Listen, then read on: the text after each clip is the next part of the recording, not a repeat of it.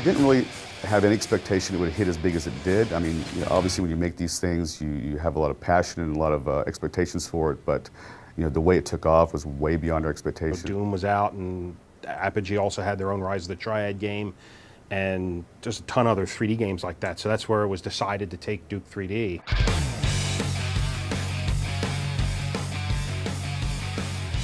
Duke Nukem came out right when the industry was transitioning from the sprite-based games, and that would be where everything is actually, even the bad guys, the animated bad guys, were just a flat piece of art.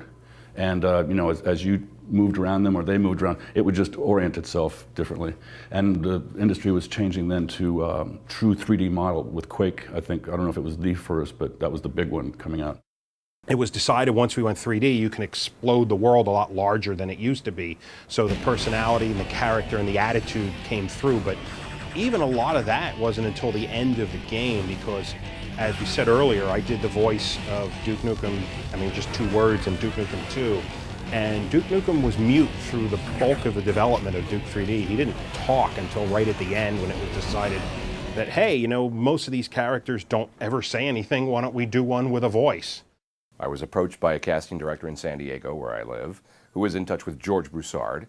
And George wanted a character voice for Duke that would really bring out the anger and the comedy of this character.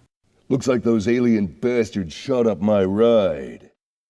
The very beginning was, like I said, there was 2 guys downstairs, which was Alan Blum, Todd Rupogel, and another artist.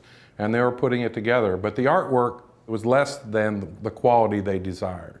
And based on that, that's when George Broussard got together with Todd and Alan and decided that they were going to throw our entire development team, the in-house development team at Apogee and now 3D Realms, at the project.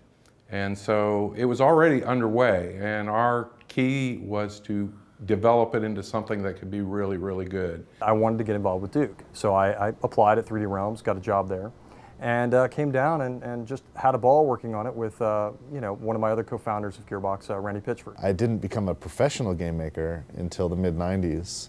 I didn't even imagine that such a thing was possible. It was always a hobby for me.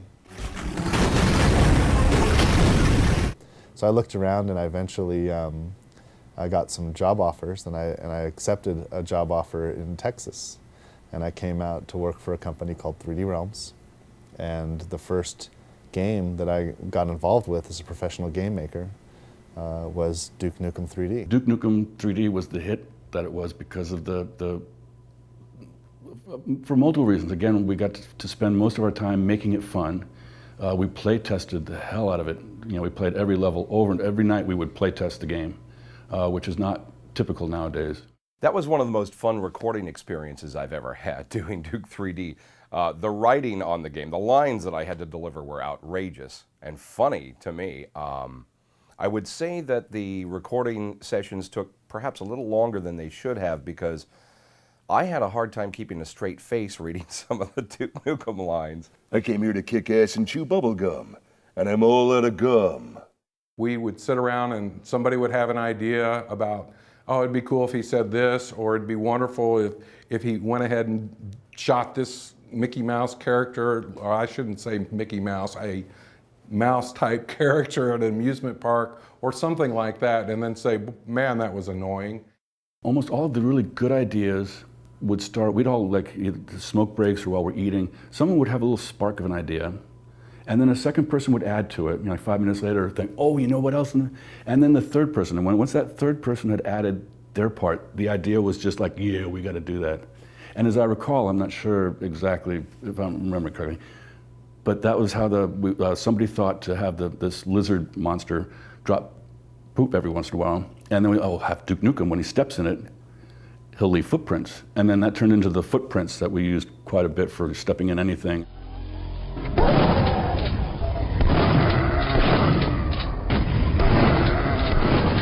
There was a little bit of the Duke personality in Duke 2, because in Duke 1 and 2, yes, there were characters. There was Duke Nukem and Dr. Proton and things of that nature. But the character, the essence of what made the character what it is now, wasn't so much, it wasn't almost wasn't there at all in the first one, and there was just tidbits of it in the second game.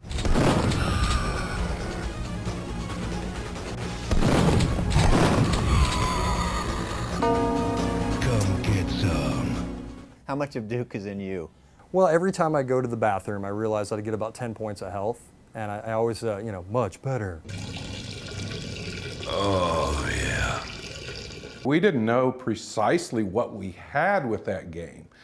We knew it was good, but there's lots of good games that never take off, and it just took off. George Broussard and Scott Miller, who were the owners of Apogee, a publishing company, and 3D Realms, a label that launched Duke 3D. These guys really did a lot to help spawn an industry here in Dallas, and really created the first-person genre. The combination of violence, not real violence, no one's really getting hurt, the combination of violence and humor, to me, is just, and the Stooges, and I mean, there's a lot of examples of that. I'm not sure why that blend is so good, but particularly for me, I liked it. So I knew all along that the game was going to do well. Oh, I didn't know it was going to do well, but I knew we had a hit. It's just really nice to see seeds that are planted grow into what it's become. You can't ever expect that, but when it happens, it's magic. We had a blast. We just had a really good time with it. The question was, what were we going to move on to next? And I think, in my case, I moved on to another game called Shadow Warrior, which came out shortly after that. But Alan and Todd and a few other people, basically, they were already delving into the next project, which was Duke Nukem Forever. People just want to play stuff. And we did Duke 3D, and people enjoyed it, and we did the expansion pack, and people enjoyed that. And people just want a sequel. They just want to play something.